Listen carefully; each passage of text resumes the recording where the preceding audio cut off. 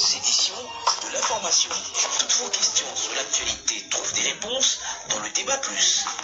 Le débat plus, toutes vos questions sur l'actualité au 085 210 11 11.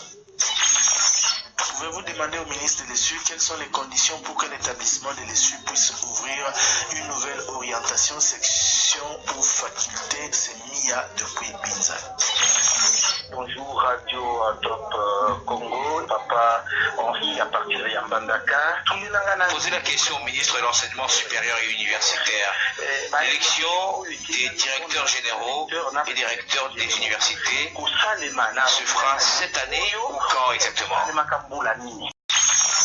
Demandez au ministre de l'ESU, Steve Mikaï, qu'en est-il de l'opération qu'il a lancée pour dénicher les faux professeurs dans le secteur de l'ESU?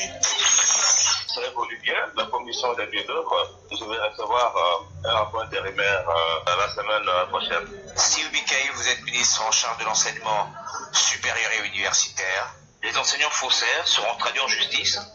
Non, on ne peut pas les dire à l'avance. Tout va dépendre du rapport. S'il y a quelqu'un qui se fait passer pour professeur, il a l'autre qui n'est pas, ou qui n'a pas été comme de doctorat, ou les autres qui sont carrément sur les travaux mais qui se font payer comme professeur, ceux-là seront sanctionnés. Mais quand on est faussaire, c'est un dossier pénal. Je vais envoyer la liste des concernés au procureur général de la République pour des poursuites judiciaires, en dépit du fait qu'ils vont être simplement révoqués de l'enseignement supérieur. Et c'est pour cela qu'on a préféré commencer d'abord par ceux qui ont étudié à l'étranger. Après, on va voir ceux qui ont étudié, n'est-ce pas, au pays. Je pense que ce n'est pas très compliqué. Dans 1 mois ou 2 mois, on aura fini tous les contrôles dans tous les établissements. Vous aviez décidé l'élection des directeurs généraux et recteurs des universités. Ça sera quand?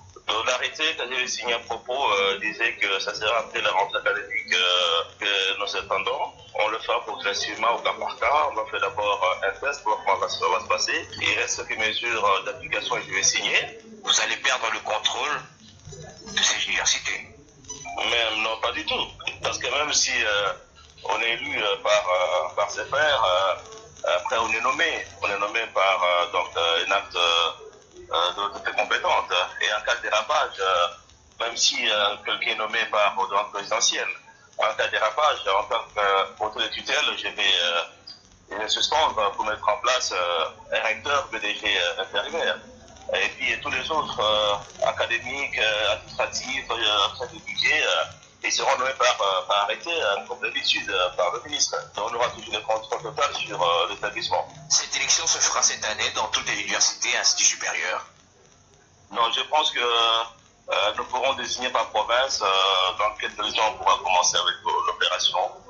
Voilà, parce qu'il y a aussi des coins où il n'y a pas assez de professeurs, il y en a qui ont des professeurs, tout ça on va apprécier pour voir comment ça va se passer.